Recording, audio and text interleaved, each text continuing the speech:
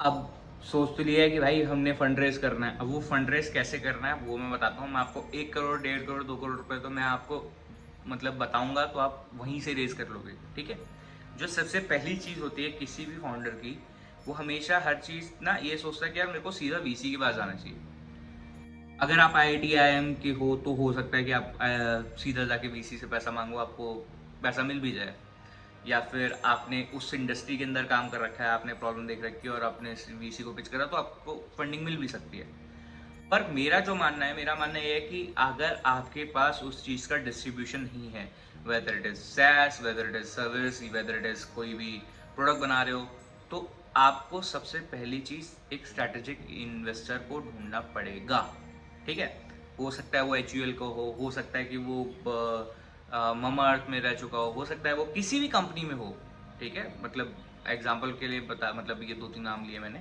अगर वो किसी भी कंपनी में है जिसके पास डिस्ट्रीब्यूशन का नेटवर्क सॉलिड है या फिर उसका इन्वेस्टर में नेटवर्क सॉलिड है, तो आपको उस बंदे से सबसे पहला पैसा उठाना चाहिए।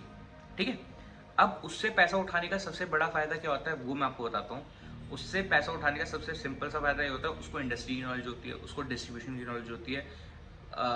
अब ये मैं बता रहा हूँ कि सबको सबकी नॉलेज नहीं होती। मतलब किसी बंदे को हो सकता है डिस्ट्रीब्यूशन की नॉलेज हो, किसी बंदे को हो सकता है इन्वेस्टर्स की नॉलेज हो। ये सारी चीज़ होती हैं। अब उनसे पैसा लेने में सबसे बेस्ट चीज़ यही होती है कि अगर आपने उसके थीसिस पे मतलब पैसा उठाया, उनको जो लगा, उनको जो समझ में आ रहा है आपका बिजनेस, उसके ऊपर आपने पैसा उठाया, तो उस बंदे का तो कन्विक्शन बनेगा ही बनेगा आपके ऊपर। दूसरी जो चीज़ है वो ये है कि आपके मन में भी और कॉन्फिडेंस आएगा कि यार मैं बढ़िया कर रहा हूँ, मैं बढ़िया प्रोडक्ट बना रहा हूँ, मैं बढ़िया सर्विस बना रहा हूँ। और मेजरली जो चीज़ होती है ना, मेजरली जितने भी फाउंडर्स होते हैं वो ना मतलब कैसे बताऊँ, मतलब एक छोटा सा एग्जांपल देता हूँ कि हर बारी ना, मतलब ये चीज़ मतलब सुनी होगी बहुत सारे लोगों ने कि हर बारी ना हर फाउंडर मतलब बिल्कुल क्लिफ पे आके रुक जाता है, जो कि आगे सीढ़ियाँ होती हैं, ऐसा नहीं कि सीढ़ियाँ नहीं आगे, वो वहीं पे आके रुक जाता है। उसको लगता है कि अब मैं कूद जाता हूँ, अब मेरे से नहीं होने वाला। ये जो होता है ना, ये डिमोटिवेशन का फैक्टर हर किसी फाउंडर के साथ आता है। ठीक है।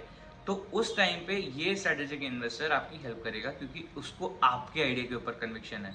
उसने आपके ऊपर पैसा भी डाला और उसको आपके आइडिया के ऊपर कन्विक्शन है ना। तो ये चीज़।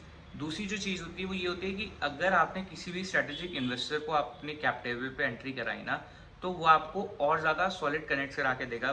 कुछ डिस्ट्रीब्यूशन में हो सकता है आपको इन्वेस्टमेंट में कहीं पे कनेक्ट करा दे। ये सारी चीज़ होती हैं। अब ये सारी चीज़ें आपके लिए कैसे हेल्प करती हैं वो भी मैं आपको बताता हूँ। डिस्ट्रीब्यूशन देखो, ये सबको पता है कि डिस्ट्रीब्यूशन चाहे वो फिजिकल प्रोडक्ट हो चाहे वो सर्विस प्रोडक्ट हो, इन सब के लिए डिस्ट्रीब्यूशन बहुत ज़्यादा ज़रूरी होता है। ठीक है। अब वो जब बंदा ऑलरेडी डिस्ट्रीब्यूशन में है तो वो करवाएगा ना आपका डिस्ट्रीब्यूशन सॉर्ट। अगर नहीं करवाएगा तो आपको हेल्प कराएगा कि भाई यहाँ से तुम डिस्ट्रीब्यूशन क्रैक कर सकते हो। ठीक है। दूसरी जो चीज़ होती है, दूसरी चीज़ ये होती है कि यार अगर उसका नेटवर्क सॉलिड है इन्वेस्टर्स की साइड पे, वो आपको पहले ही राउंड के अंदर 50-60 लाख रुपए, 1 करोड़ रुपए वो कहीं ना कहीं से अरेंज करा के दे देगा। ठीक है। क्यों? वो भी इसके पीछे भी रीजन है। जब उसको आपके आइडिया के ऊपर कन्विक्शन आता है ना, तो वो अकेले बैट ले सकता है, बट बहुत कम इन्वेस्टर्स ऐसे होते हैं जो अकेले बैट लेते हैं।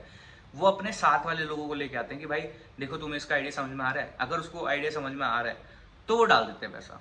ठीक है। तो ये अगर स्ट्रेटेजिक इन्वेस्टर अगर आपने ढूंढा और आपको लगा कि यार ये बढ़िया इन्वेस्टर है, ये 10-12 इन्वेस्टर्स और साथ में लेके आएगा, जिसकी वजह से आपका 1 से 2 करोड़ का राउंड ईजिली हो जाएगा। ठीक है। ये सबसे मेन चीज होती है किसी भी इन्वेस्टर को ढूंढने के लिए। आप वीसी के पास जाने की जरूरत ही नहीं, आपके पास 1-1.5 करोड़ रुपए आ गया, आप मतलब आप प्रूफ ऑफ कॉन्सेप्ट तो बना ही सकते हो ना एटलीस्ट। आप वीसी तक ले जाने के लिए कुछ थीसिस लेके जा सकते हो कि भाई मैंने इतना बड़ा ब्रांड बनाने का इसलिए प्लान करा क्योंकि मेरे पास ये चीज़ें हैं जिसको मैं आगे जाके इम्प्लीमेंट करने वाला हूँ। ठीक है। अब ये हो गया स्ट्रेटेजिक इन्वेस्टर के ऊपर डिस्कशन। ठीक है। अब आप मेरे को बताओ कि आप सोचते हो कि स्ट्रेटेजिक इन्वेस्टर लाना चाहिए अपनी कैपिटल पे या नहीं। और दूसरा, आपको मैं अब आने वाली वीडियोस के अंदर एंजल नेटवर्क या फिर इन सारी जगहों के बारे में बताऊंगा कि वहां से कैसे पैसा रेज कर सकते हैं। और तीसरी जो चीज़ है वो ये है कि अब मैं आपको आने वाले वीडियोस के अंदर बहुत सारे सिंडिकेट्स वगैरह और बहुत सारे मेथड्स हैं जिनके थ्रू आप फंड रेज कर सकते हो, वो मैं आपको बताने वाला हूँ। ठीक है। Hope to see you soon, hope to see you well, bye bye.